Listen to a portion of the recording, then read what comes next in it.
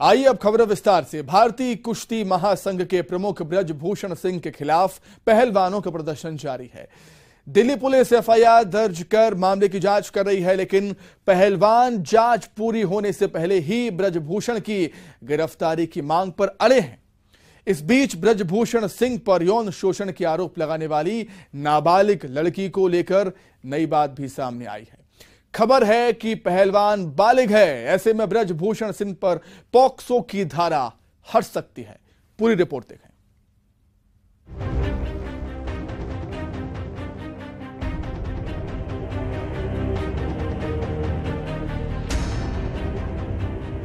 ब्रजभूषण सिंह की गिरफ्तारी की मांग को लेकर पहलवानों का दंगल जारी है। यौन शोषण के आरोप में जांच जारी है, लेकिन जांच की रिपोर्ट आने से पहले ही रेसलर्स चाहते हैं कि ब्रजभूषण सिंह सलाखों के पीछे चले जाएं। मंगलवार को काफी हो हल्ला मचा। अपने मेडल गंगा में बहाने के लिए पहलवान हर की पौड़ी पहुंच गए। हालांकि पहलवानों ने मेडल नहीं बहाए, क्योंकि किसान नेता नरेश टिकैत ने उन्हें रोक दिया और सरकार को 5 दिन का अल्टीमेटम दिया। उधर कांग्रेस भी इस मामले में सरकार पर जमकर निशाना साध रही है। ने उनके खिलाफ बेइज्जती के चलते जब आंदोलन छेड़ते हैं, तो जो बेइज्जत करते हैं उनकी पक्ष लेते हुए सारे शिकायतों को धज्जियां उड़ाते हुए हमारे बेटियों को ये अपमान कर रहे हैं। हिंदुस्तान इसे बर्दाश्त नहीं करेगा।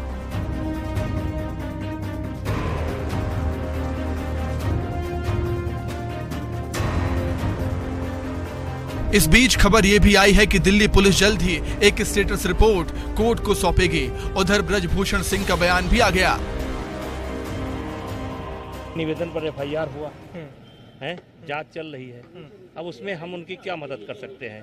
अब आज मेडल फेंकने गई थी, मेडल मतलब डालने के लिए गई थी, फिर गंगा जी में, अब गंगा जी के बजाय टिकैत को दे दी, तो ये उनका स्टैंड, हम क्या कर सकते हैं। नरेश टिकैत सीधे तौर पे कह रहे हैं वो हमारा नहीं, बस हमारा एक जो कह दिया कह दिया। आप अड़ेंगे अपने स्टैंड? अरे किस चीज पर स्टैंड मेरा? आपने कहा कि आप इस्तीफा ऐसे नहीं देंगे। आप क्या? जब तक पूरी अरे हमारा तो कार्यकाल पूरा हो गया ना, हमारा तो कार्यकाल पूरा हो गया। तो गिरफ्तारी पर बात आ गई ना कि आपकी गिरफ्तारी होगी। तो गिरफ्तारी अगर गलत पाया जाऊंगा, गिरफ्तारी हो जाएगी, क्या दिक्कत है। बीजेपी सांसद ब्रजभूषण सिंह पर आरोप लगाने वाली लड़की के बालिग होने की बात भी सामने आ रही है। दिल्ली के जिस कनॉट प्लेस थाने में ब्रजभूषण सिंह पर यौन उत्पीड़न की शिकायत दर्ज कराई गई थी, उसमें पीड़िता को नाबालिग बताया गया था, लेकिन खबर है कि लड़की बालिग है। यानी कि पुलिस केस में अगर तब्दीली आती है तो फिर ब्रजभूषण पर यौन शोषण का ही केस रहेगा और पॉक्सो एक्ट को हटा दिया जाएगा।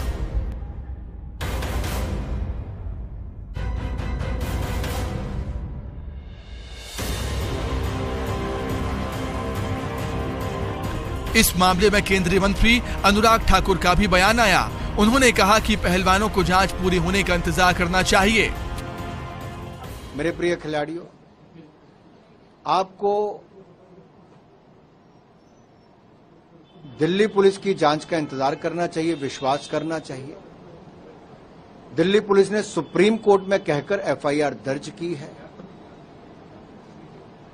और उचित यही होगा कि आप जब तक ये जांच पूरी ना हो तब तक इस तरह का कोई भी कदम ना उठाएं जिससे खेल या किसी खिलाड़ी या किसी को कोई ठेस पहुंचे।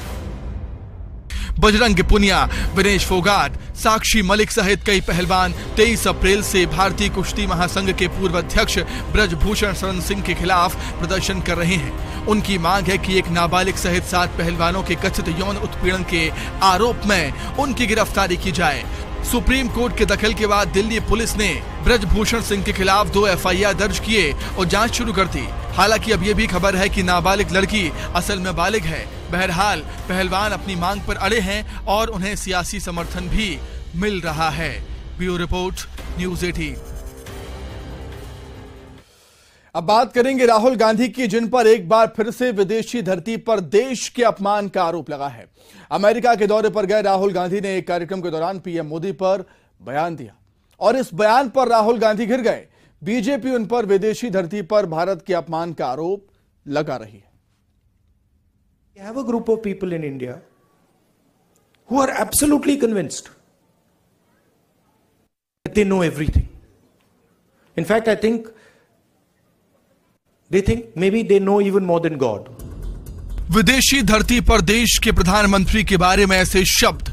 राहुल गांधी एक बार फिर अपने बयान पर घिर गए हैं। अमेरिका के दौरे पर गए राहुल गांधी सैन फ्रांसिस्को में भारतीयों के बीच स्पीच दे रहे थे। इस दौरान वो पीएम मोदी पर निशाना साधना नहीं भूले। पीएम मोदी पर तंज कसते हुए राहुल गांधी ने कहा, देश में ऐसे लोग हैं जिन्हें लगता है कि वो सब कुछ जानते हैं, भगवान से भी ज्यादा जानते हैं। वो भगवान के साथ बैठ सकते हैं और उन्हें समझा भी सकते हैं।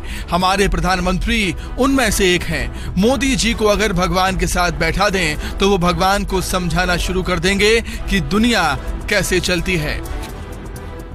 That the world is too big, too complicated for any one person to think that he understands everything and he knows everything.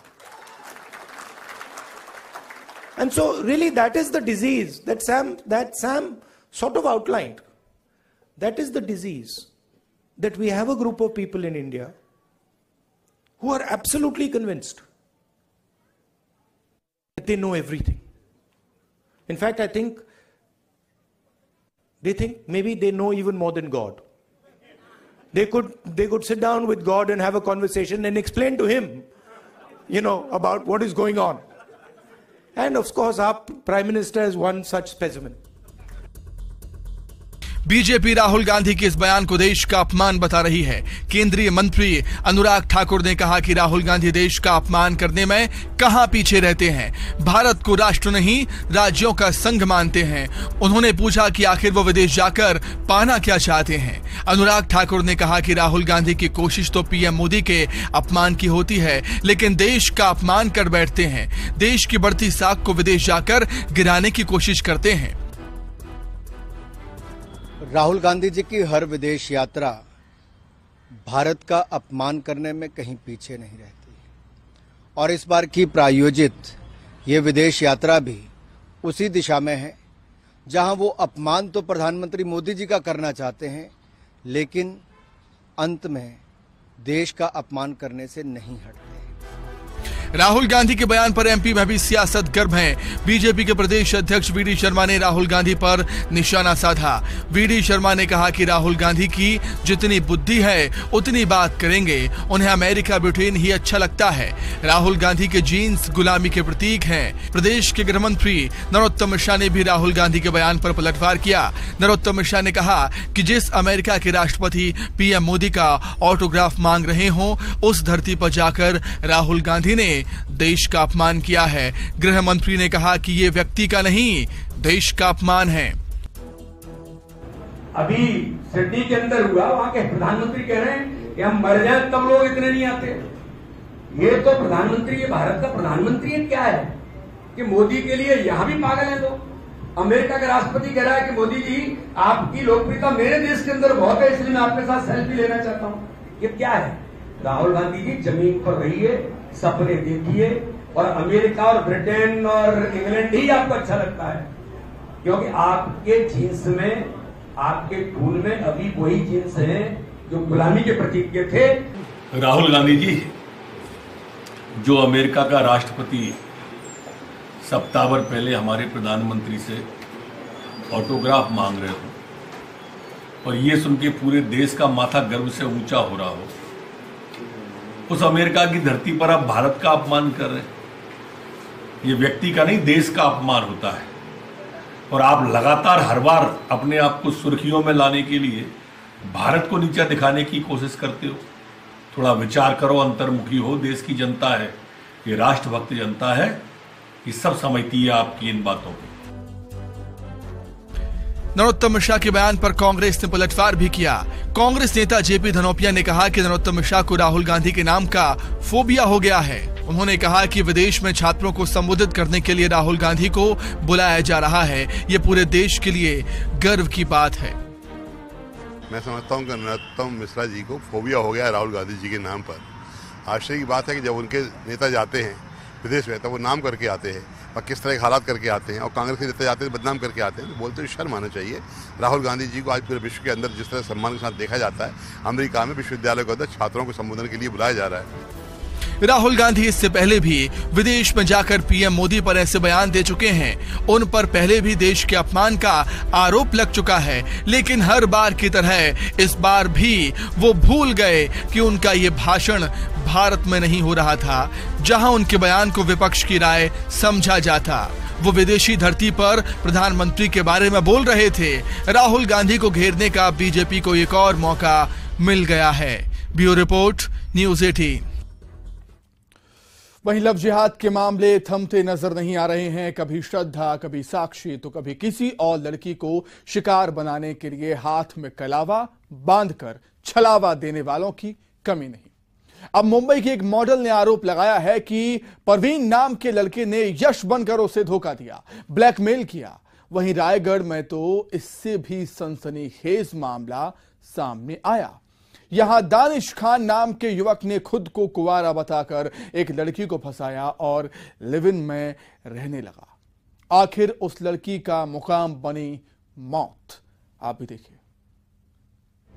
Mumbai to Raigarh, love जिहाद का खेल, बेटियों की हिफाजत का सवाल, फैल रहा साजिश का जाल। कहीं साहिल हाथ में कलावा, लव जिहाद का छलावा, कहीं परवीन का यश अवतार, मॉडल पर लव जिहाद का वार। लव जिहाद का नेट, हिंदू लड़कियां टारगेट। जी हां, लव जिहादियों का जाल फैलता जा रहा है। कोई हाथ में कलावा बांधकर छलावा कर रहा है, कहीं बहरूपिया परवीन यश के अवतार में लव जिहाद के वार कर रहा है। Delhi to Mumbai, Raigarh to Ranchi, love जिहाद रफ्तार पकड़ रहा है।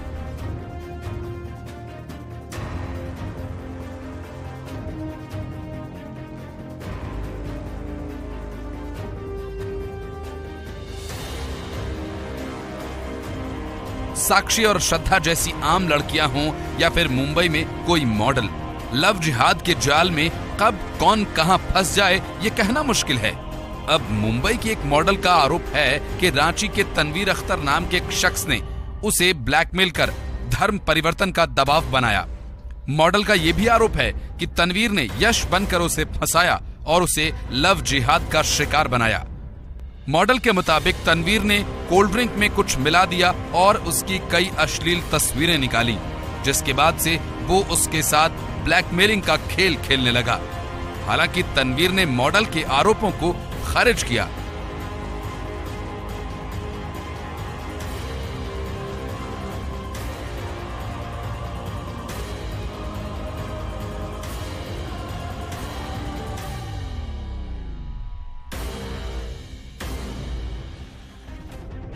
वहीं छत्तीसगढ़ के रायगढ़ में भी एक सनसनीखेज मामला सामने आया। दानिश खान नाम के एक शख्स ने खुद को कुंवारा बताकर एक लड़की को अपने प्रेम पाश में फंसाया। किराए के एक घर में दानिश उस लड़की के साथ लिव इन में रहने लगा, लेकिन जब लड़की गर्भवती हुई तो उसका गर्भपात कराने के लिए उसे गर्भपात की दवा खिला दी, जिसके बाद लड़की की तबीयत बिगड़ गई और इतना ही नहीं, इलाज के दौरान लड़की ने दम तोड़ दिया। अब पुलिस ने दानिश को गिरफ्तार किया है। हाँ, एक महिला थी और जिनके साथ वो रहती थी, करीब 2 साल तक रहे साथ में पति पत्नी के रूप में। फिर वो महिला गर्भवती हो गई थी तो उसके पति द्वारा ही उसको गर्भपात करने की दवाई दिया गया था और उसमें ही उसकी मृत्यु हो गई थी। लड़की का जो बयान आया था वीडियो के आधार पर, उसमें अपराध पंजीबद्ध किया गया धारा 304 के तहत थाना चक्रधर नगर में, और आरोपी को भी अरेस्ट किया गया है और उनको जेल माननीय न्यायालय में पेश करेंगे। अभी अब बात सिर्फ लव जिहाद तक सीमित नहीं रही। हिंदू लड़कियों के खिलाफ साजिशों का दायरा बढ़ता ही जा रहा है। दमोह में गंगा जमुना स्कूल का एक पोस्टर सोशल मीडिया पर वायरल हो रहा है। इस पोस्टर में हिंदू लड़कियों को हिजाब पहने दिखाया गया है। हिंदू लड़कियों के हिजाब में फोटो वायरल होने के बाद हिंदू संगठनों में भारी गुस्सा है, जबकि पुलिस प्रशासन का यह दावा है कि जांच रिपोर्ट में आरोप साबित नहीं होता। हालांकि गृह मंत्री नरोत्तम मिश्रा ने कहा है कि मामले की जांच जिला शिक्षा अधिकारी से करवाई जा रही है। अब तक किसी लड़की के परिजन ने इस मामले पर कोई शिकायत नहीं की है।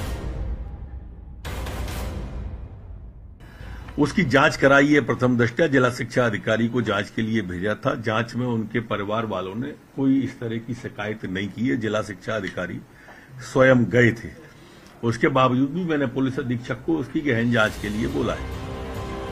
अभी हाल ही में जबलपुर में एनआईए के एक्शन के दौरान ऐसी जानकारियां सामने आई थीं कि आईएसआईएस गजवाए हिंद की साजिश रची जा रही है। इतना ही नहीं, सूत्रों से यह भी खुलासा हुआ था कि इस साजिश का पहला स्टेज हिंदू लड़कियों को लव जिहाद के जाल में फंसाना था।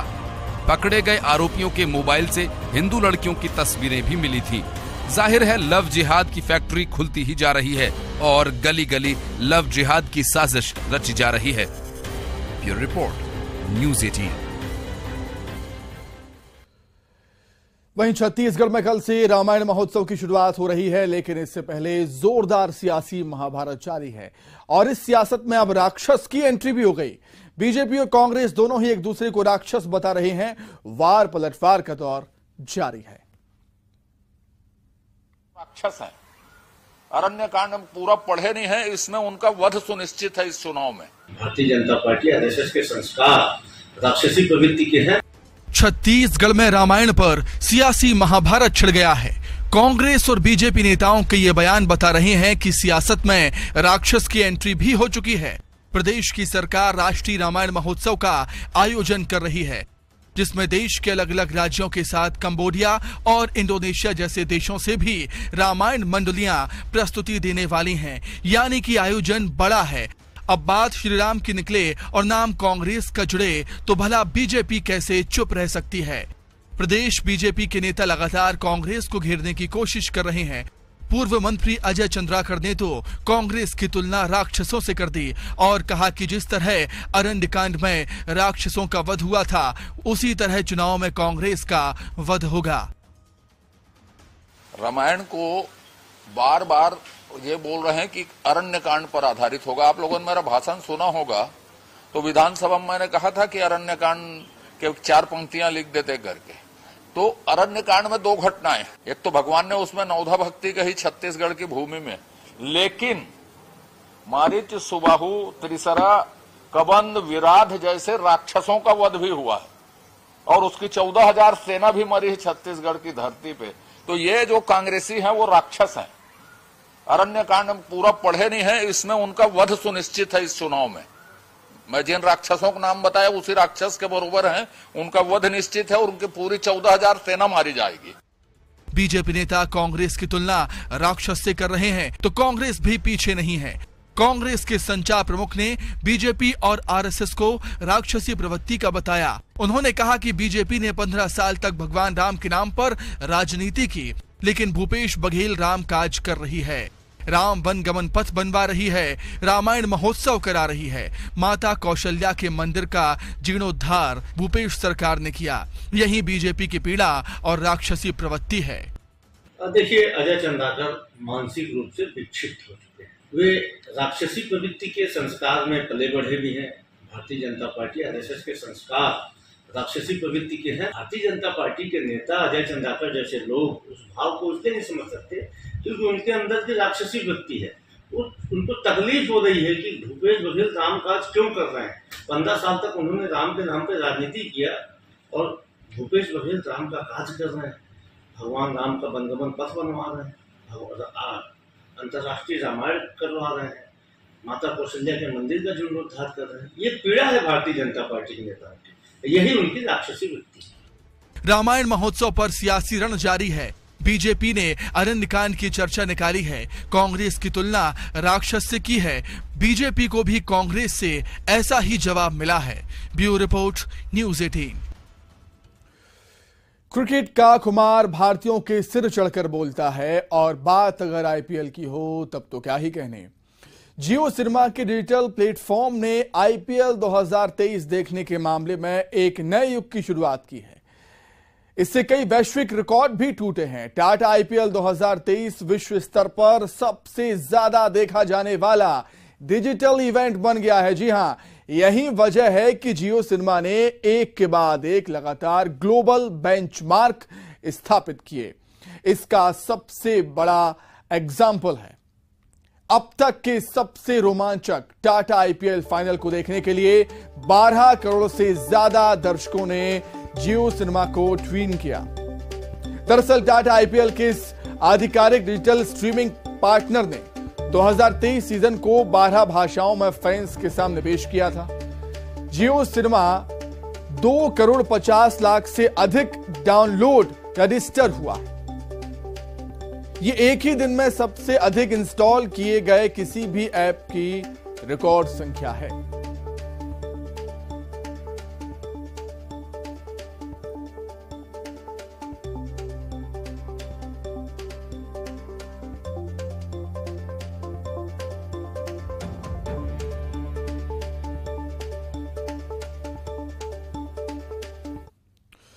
इसी के साथ फिलहाल इस बुलेटिन में इतना ही। खबरें लगातार जारी है। नमस्कार।